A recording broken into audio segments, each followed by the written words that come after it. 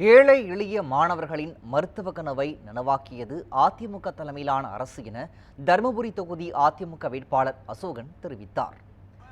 தருமபுரி தொகுதிக்குட்பட்ட காரிமங்கலம், கும்பாரஹள்ளி, ராமாபுரம் உள்ளிட்ட பகுதிகளில் அத்தொகுதியின் அதிமுக வேட்பாளர் அசோகன் மற்றும் முன்னாள் அமைச்சர் KP அன்பழகன் உள்ளிட்டோர் தீவிர பரப்புரையில் ஈடுபட்டனர்.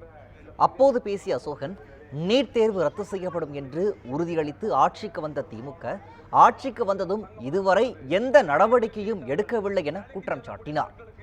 7.5 விழுக்காடு உள் ஒதுக்கீடு வழங்கி ஏழை மாணவர்களின் மருத்துவ கனவை நிறைவேற்றியது அதிமுக அரசு எனவும் பெருமிதம் தெரிவித்தார்.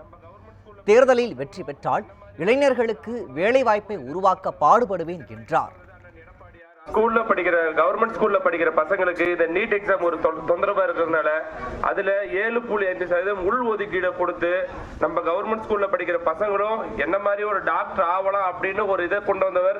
திட்டங்களை கொண்டு வந்தது அண்ணன் எடப்பாடியார் ஆட்சி, அம்மாவுடைய ஆட்சி என்று கூறி எனக்கு இரட்டையில் ஒரு வாய்ப்பளியுங்கள், வாய்ப்பளித்து வெற்றி பெற்றால் இது என்னோட வெற்றியில என்னைக்கு உங்களோட வெற்றியா இருக்கும். நிச்சயமா இந்த ஊர் மக்களுக்கு என்னென்ன தேவை என்று கருதி அதே மாதிரி இளைஞர்களுக்கு வேலை வாய்ப்புக்கு நிச்சயம் நான் குரல் கொடுப்பேன்.